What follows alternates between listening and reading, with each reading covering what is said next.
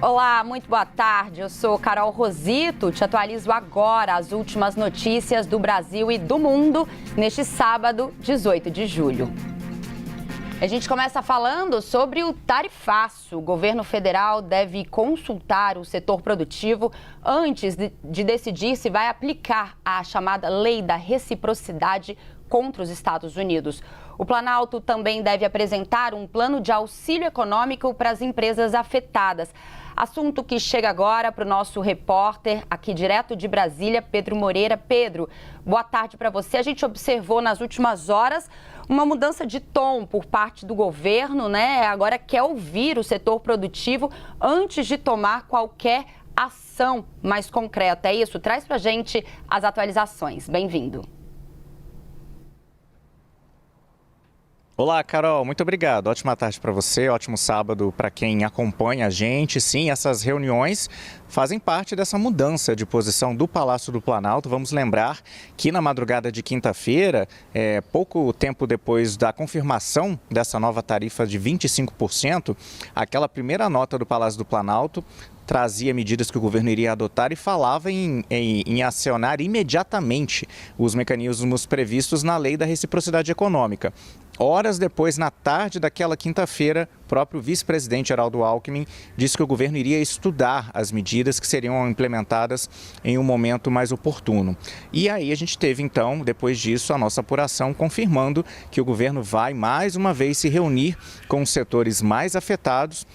Essas reuniões já tinham acontecido antes, né, durante a fase de negociação, mas agora o governo quer ouvir os empresários antes de decidir se aciona ou não a Lei da Reciprocidade Econômica e também, em caso afirmativo, quais medidas seriam tomadas. A gente lembra que essa lei aprovada no ano passado pelo Congresso Nacional prevê várias medidas como resposta, por exemplo, à taxação de produtos do país que tenha feito alguma medida contra o Brasil, até mesmo a suspensão do pagamento de royalties de patentes originárias nesse país também, entre outras possibilidades.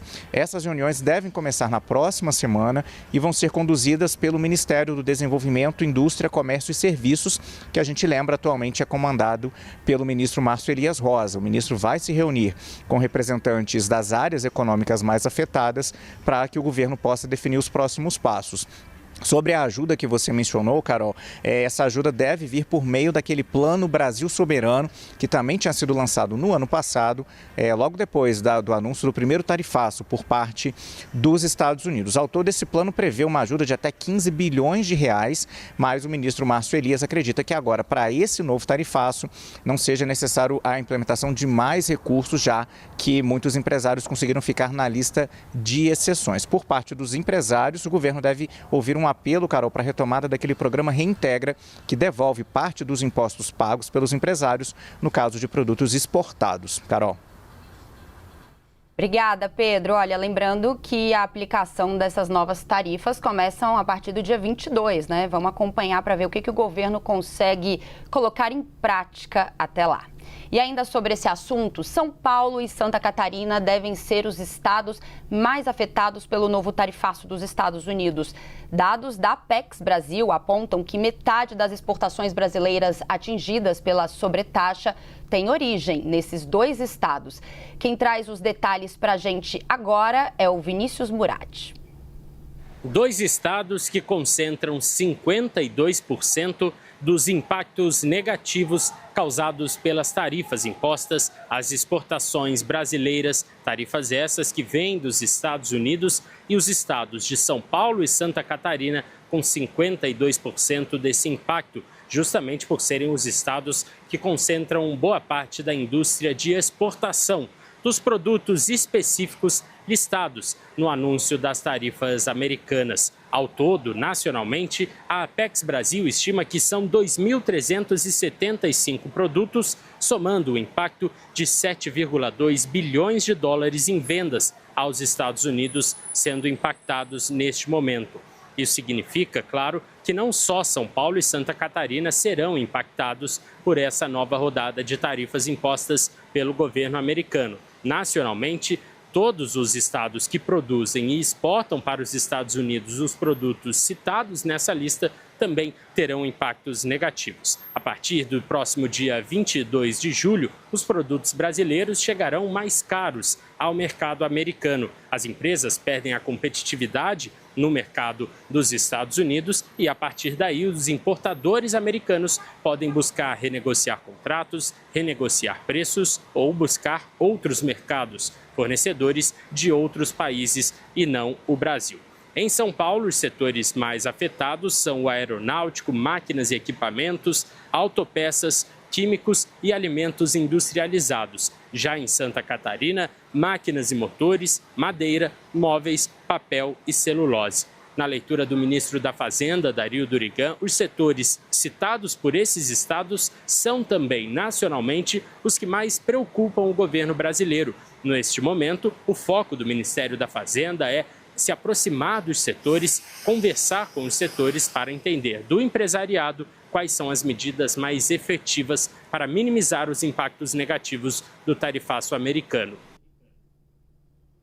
A gente fala agora um pouco sobre a guerra no Oriente Médio. Os Estados Unidos anunciaram que 2 militares morreram e um está desaparecido após ataques do Irã com mísseis e drones contra a Jordânia. Segundo o Comando Central americano, outros 4 integrantes das Forças Armadas foram levados a hospitais, mas já receberam alta. A ofensiva aconteceu na sexta-feira e marca as primeiras mortes de militares americanos na guerra contra o Irã desde março. Em meio ao aumento das hostilidades, o Irã afirmou que não cumprirá os compromissos firmados no acordo provisório com os Estados Unidos. O vice-chanceler iraniano justificou a medida citando os ataques americanos. Além disso, em pronunciamento escrito, o líder supremo do país afirmou que a assinatura de Donald Trump não tem valor e não é confiável. Ele também alertou que o Irã, abre aspas, tem lições inesquecíveis, fecha aspas, aos Estados Unidos. Moshtaba Khamenei não fez aparições públicas desde o início da guerra.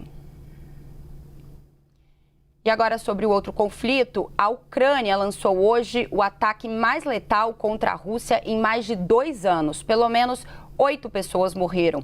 Outras 62 pessoas ficaram feridas, 15 delas em estado grave. O ataque com drones atingiu 2 armazéns de distribuição logística, um deles perto de Moscou.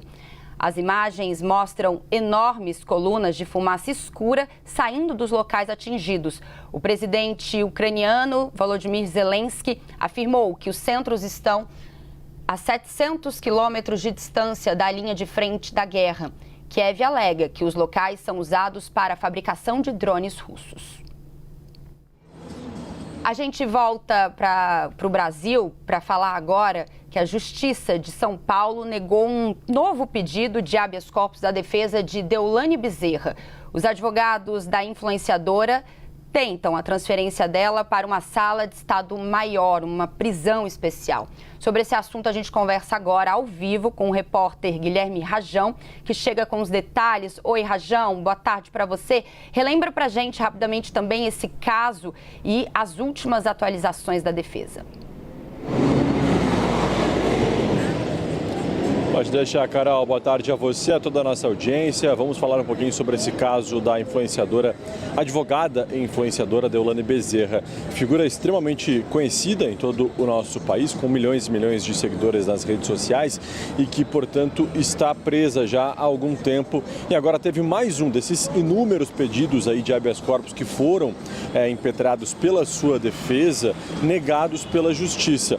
Ela teve este pedido agora, este último pedido, portanto, negado, que tinha como grande base aí por parte da sua defesa um pedido para que ela fosse levada para uma sala do Estado Maior ou para uma instalação compatível. Direito previsto no Estatuto da Advocacia para profissionais inscritos na Ordem dos Advogados do Brasil. Os advogados alegam que a sala onde ela está presa não atende às exigências da legislação, disseram que vão recorrer dessa decisão e o Tribunal de Justiça informou apenas que o processo tramita em sigilo e não deu, por exemplo, amplo acesso a essa decisão aos veículos de imprensa que acabaram, portanto, ficando sem a decisão na íntegra do que foi dito nessa decisão tomada pelo Tribunal de Justiça de São Paulo. Deolane está presa preventivamente desde quando a Operação Vernix foi realizada, que investiga aí todo esse esquema de lavagem de dinheiro, exploração de jogos de azar com suposta ligação, inclusive, com o primeiro comando da capital. Ela nega as acusações,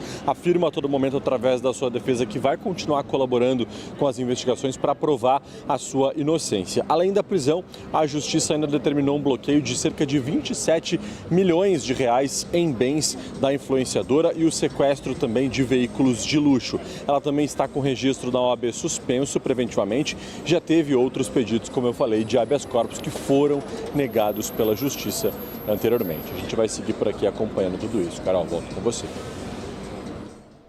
Guilherme Rajão, obrigada pelas suas informações. Bom trabalho por aí.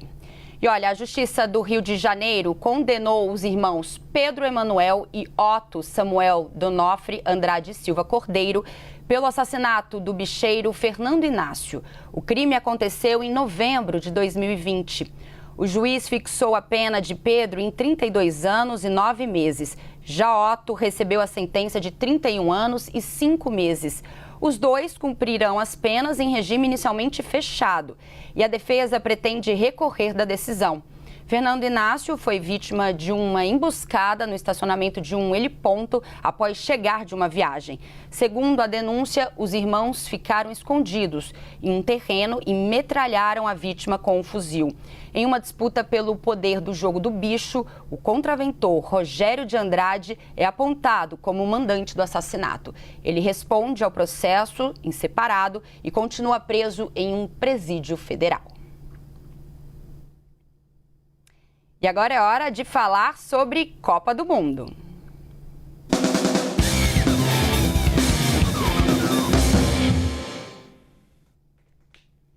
Hoje tem disputa pelo terceiro lugar da Copa. França e Inglaterra se enfrentam em Miami. A disputa pelo bronze coloca frente a frente duas seleções com históricos bem diferentes. A França já jogou 3 vezes na busca pelo terceiro lugar e conquistou o pódio em 2 delas. Já a Inglaterra perdeu as 2 partidas que disputou nessa condição. Os 2 técnicos também devem fazer mudanças na escalação para o jogo. Didier Deschamps não terá o zagueiro Saliba, que está lesionado. Do lado inglês, o treinador Thomas Tuchel tem dúvidas no elenco por questões físicas, mas deve manter a base da equipe que foi derrotada pela Argentina na final. O técnico francês Didier Deschamps falou sobre a partida, a última dele à frente da seleção depois de 14 anos e 4 Copas do Mundo. Je me sens dans ma responsabilité par rapport au match qu'on a. C'est pas un match amical, c'est pas celui qu'on aurait préféré, mais il est là. Il y a une 3e place, donc j'ai le devoir avec mon staff et les joueurs l'ont aussi de tout faire pour atteindre ce dernier objectif, qui est peut-être certainement moins important, mais je le répète, c'est pas, on est là, que les Anglais n'aient pas envie de le jouer et que nous, pas plus, mais il est là, il est prévu, il y a un objectif, donc voilà, c'est ce qui occupe mon esprit après. Donc je vais faire tourner massivement, c'est à partir de combien, j'ai pas encore tous les éléments, mais oui, je serai amené, déjà parce que il y en a qui peuvent pas, et après pour d'autres raisons que je comprends aussi et qui m'amèneront à faire des choix de départ. E eu fico por aqui. Na sequência, você confere o CNN Viagem Gastronomia. No programa de hoje, você vai conhecer Provence, no sul da França, com campos de lavanda mundialmente famosos. Você verá agora. Daqui a pouquinho a gente volta, viu, com mais informações ao longo da tarde desse sábado. Até já!